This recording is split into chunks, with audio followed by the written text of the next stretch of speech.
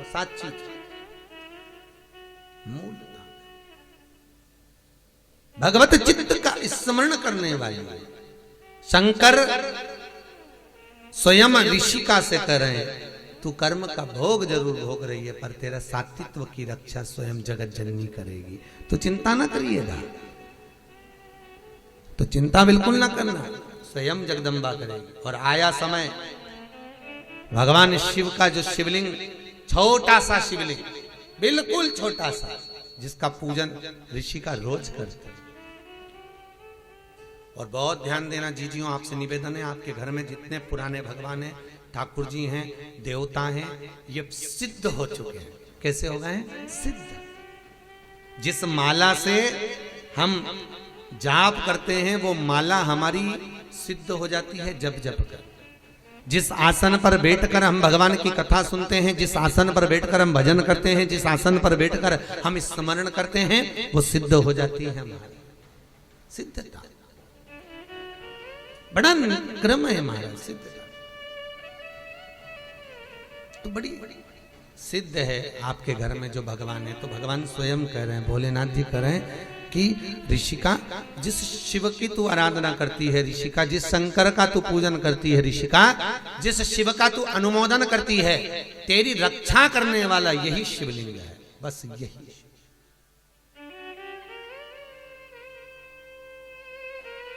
वही शिव।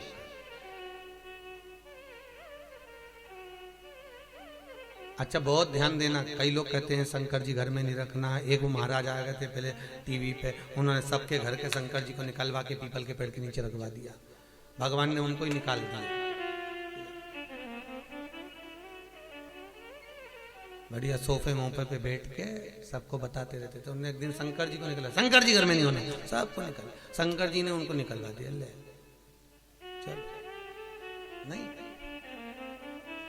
शिव महापुराण की कथा कहती है शंकर अपने घर में है तो बड़ी बीमारी हमारे घर में प्रवेश नहीं कर सकती। शिव यदि है, शंकर है। आप लोगों ने कभी वास्तु शास्त्रियों से मिले, वास्तु की जो बताते हैं टिप्स वगैरह, तो वो घर में आपको कहते हैं घर के अंदर जो मंदिर होता है उस मंदिर में शिखर नहीं होना चाहिए। बोलते कि नहीं बोलते? शिखर नहीं होना। क्यों कहते? कभी उन वास्तु शास्त्रियों से पूछा कि मंदिर घर में है तो मंदिर में शिखर क्यों नहीं होना चाहिए? तो वो वास्तु शास्त्री कहेंगे कि घर में अगर शंकर का शिवलिंग है तो शिखर की जरूरत ही नहीं है।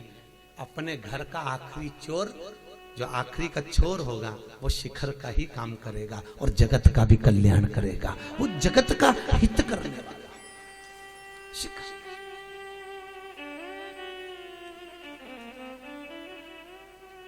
उनसे पूछोगे वो बताएंगे आपको कि मंदिर में अगर शंकर है, मंदिर में अगर शिव विराजमान है, मंदिर में अगर भोलेनाथ विराजे हुए हैं, तो फिर क्या सोचना? फिर नहीं सोचना, शंकर है, शिव है, बैठे हैं। अब एक दिन ऋषि का शिव की आराधना में लगी थी, युवानी अवस्था हो गई, और युवानी अवस्था में जब जवान हो गई, बड़ी सुंदर थी वो, अति रमणीय, अति सुंदर, बहुत सुंदर, बहुत सुंदर। और इतनी सुंदर ऋषिका, इतनी सुंदर थी, शिव का भजन कर रही थी। वहीं पर एक मूड नाम का राक्षस है। क्या नाम था उसका? मूड। और मूड नाम का राक्षस आया और उस मूड नाम के असुर ने आकर जब ऋषिका को देखा तो देखकर उसकी चित्त वृत्ति में, उसके मन में ऋषिका के प्रति प्रेम जागृत हो, काम उत्तेजना जाग, और वो ऋषिका को अपना बनाने के लिए प्रयास कर रहा, और ऋषिका को अपना बनाना चाहिए। बहुत ध्यान दीजिए। एक कथा आपने भागवत जी में सुनी होगी, पवन रेखा की। कौन? कंस की मां, राजा कंस की मां पवन रेखा, रजस्वला धर्म के, कौन से धर्म के? रजस्वला धर्म, जो नारी 7 दिन काम नहीं करती, उस रजस्वला धर्म के चौथे दिन बाल धोकर वन में चली गई थी। पवन रेखा, भागवत जी में पंडित जी ने आपने को सुनाया होगा, कंस का जन्म।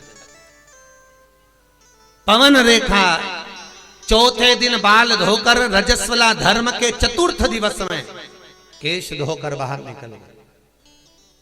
स्त्रियां धोती हैं बाल तीसरे चौथे दिन, केश धो ले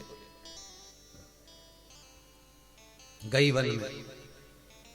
पवन रेखा की सुंदरता को द्रुमलिक नाम के राक्षस ने देख लिया था, बड़ी सुंदर है।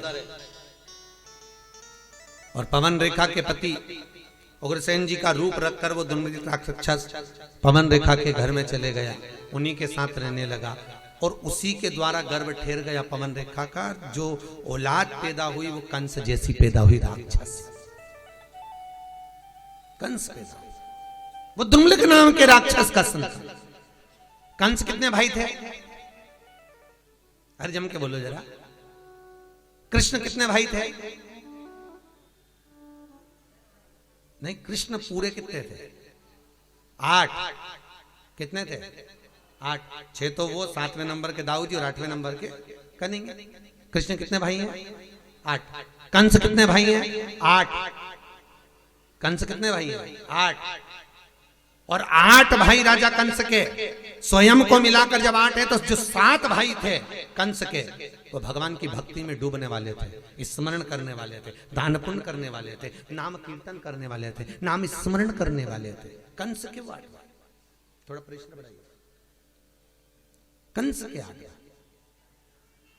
7 के 7 भगवान की भक्ति में डूबने वाले, और जो 8वें नंबर का जो कंस था वो गलत काम करने वाला।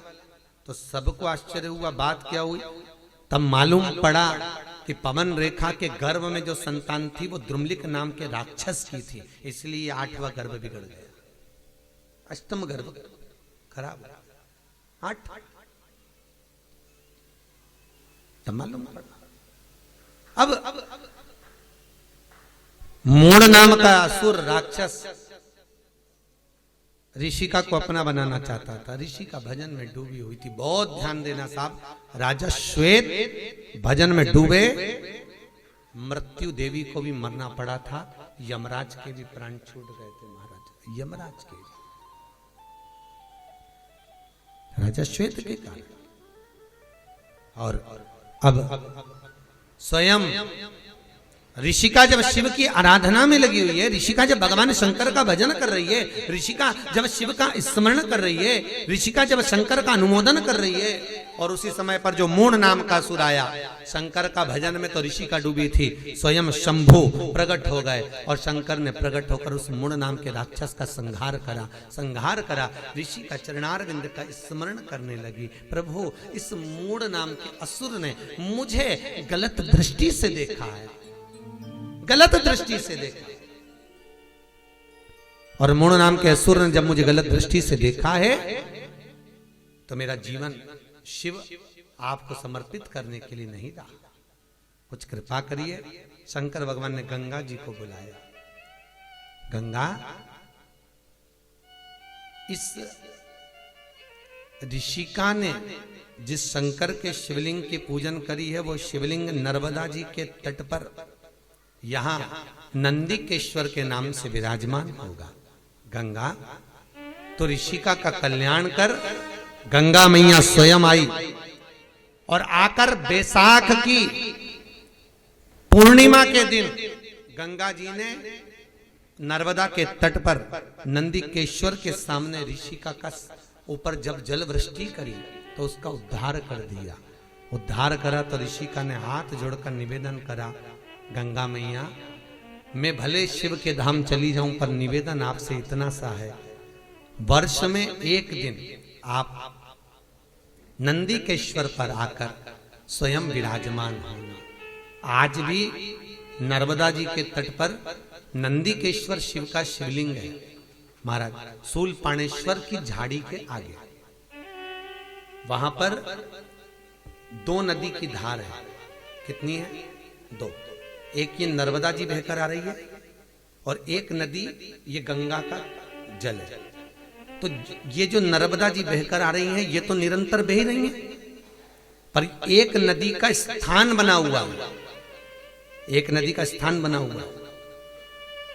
वो नदी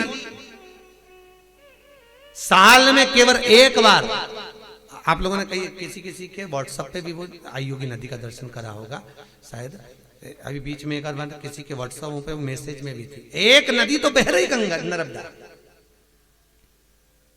पर जो दूसरी नदी है गंगा, वो बैसाख की पूर्णिमा के दिन साल में केवल एक बार वो नदी नर्मदा से मिलने के लिए गंगा आज भी आती है, आज भी आती है, केवल एक दिन के लिए, केवल मात्र एक दिन के लिए, वो बैसाख की पूर्णिमा नंदिकेश्वर।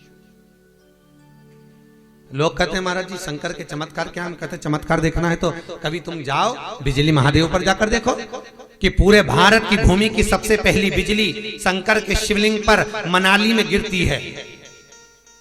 बिजली महादेव के ऊपर बिजली गिरती है और शंकर के टुकड़े टुकड़े हो जाते हैं, और वहां एक व्यक्ति मक्खन मंकर लाता है और शंकर के टुकड़ों को जोड़ता है, फिर हाथी की सूंड से पांव से भी तोड़वाता तो शिवलिंग नहीं टूटता है। वो बिजली महादेव मनाली में।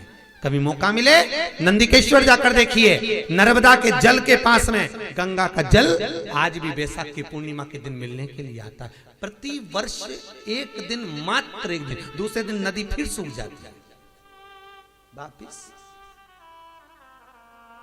कहा नहीं भगवान? नर्मदा नदी शंकर भगवान के, शिव के शरीर के पसीने से बेटी के तुल्य में प्रकट हुई। नर्मदा अमरकंटक से निकली, बड़ी सुंदर जगह है महाराज, कभी मौका मिले जाइए। भगवत चित्त का स्मरण हो।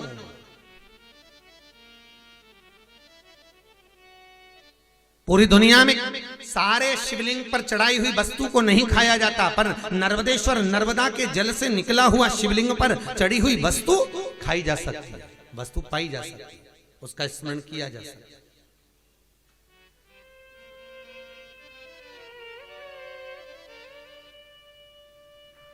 ये उसी में का भाग है, जैसे पान का पत्ता, कौन सा पत्ता? पान। दर्शन करेंगे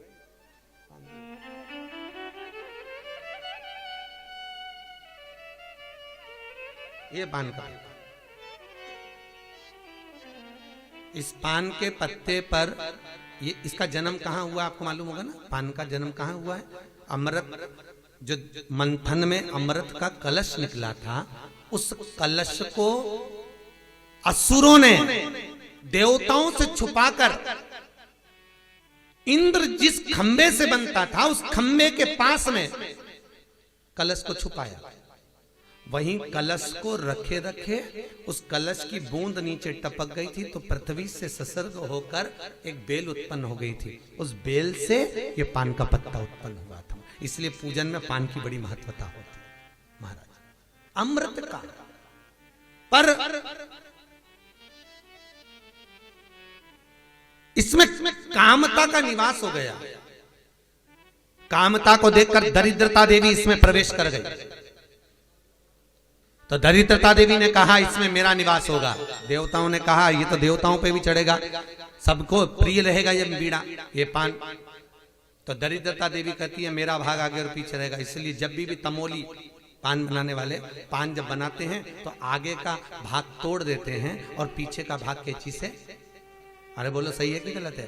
तो कई बच्चे पूछते हैं मम्मी इसको पीछे से क्यों काटा, आगे से क्यों काटा, बीच में तो काटा ही नहीं। तो उसका कारण केवल इतना है, इसमें दरिद्रता का जो भाग है वो दो भाग है। दरिद्रता आगे भी निवास कर रही है, पीछे भी निवास कर रही है। इसलिए इसको तोड़कर फिर पान बनाया जाता है, बीड़ा बनाया जाता है। पर पूजन में जल के पात्र में जब तक ये पान डला रहता है तब तक दरिद्रता देवी का दोष इस पान में नहीं रहता। कई लोग पूजन करने के बाद पान को थाली में रख देते हैं, तो पंडित जी वापस उठा के उसको पानी के कलश में डाल देते। डालते कि नहीं डालते? वापस पानी के कलश में, क्योंकि अलग रहेगा तो दरिद्रता का भाव रहेगा, उसमें डला रहेगा। तुम किसी तमोली की दुकानों पर भी जाकर देखना, जो पान बेचते हैं वो अगर पान का ढेर रखेंगे तो बार बार पान पर पानी का छींटा देते रहेंगे। देते कि नहीं देते? पानी का छींटा देते रहेंगे, उसको गीला रखेंगे, भले पानी से वो सड़ रहा है, पानी से गल रहा है, तो भी उस पर जल का छींटा देंगे, क्योंकि पानी में जब तक है तो उसमें दरिद्रता का भाव नहीं है। पानी से सूखा दरिद्रता का भाव प्रकट होता है। तो शंकर का जो मिलन है महाराज, शिव कह रहे हैं तू गंगा नर्मदा के इस नंदिकेश्वर तू आ और मिल। तो जो कहते हैं कि भगवान कहाँ हैं, हम कहते हैं एक बार जाकर जरूर देखो साहब, जरूर देखो। उसकी प्राप्ति का केंद्र बिंदु है, वो अवश्य प्राप्त होता है। शंकर की कथा कहती है ऋषिका शिव के धाम में चली जाती है, देवताओं ने पुष्पों की वृष्टि करी है, गंधर्व गान करे हैं, अप्सरा नृत्य करी, चारों तरफ सुख समाहित हो जाता है, सुख समाहित। इधर भगवान शिव की कथा कहती है, शंकर भगवान अनुमोदन करते, आनंद के सुख की राशि है, सुंदर मंगल विवाह प्रसंग का स्मरण हुआ। शिव जी का विवाह पार्वती के साथ हुआ, कल अपने कथा में सुना।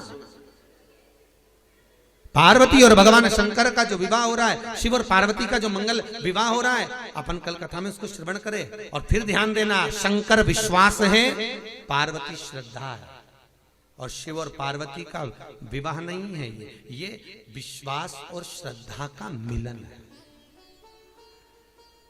आज के जमाने में ये दोनों चीजें किसी के घर में नहीं है। क्या क्या चीज बोलो जम के? विश्वास और श्रद्धा, ये दोनों चीज लोगों के घर से चली गई। ना विश्वास रहा ना श्रद्धा रहा। भाई भाई पे विश्वास नहीं करता, देवरानी जेठानी पे विश्वास नहीं करे, जेठानी देवरानी पे नहीं करे, सास बहू पे नहीं करे, बहू सास पे नहीं करे। और जरा विचार करो कितना विश्वास था पहले के समय में, कितना विश्वास। और आज भी जितना विश्वास सास के मन में बहू के प्रति रहता है, उतना बहू के मन में सास के प्रति नहीं।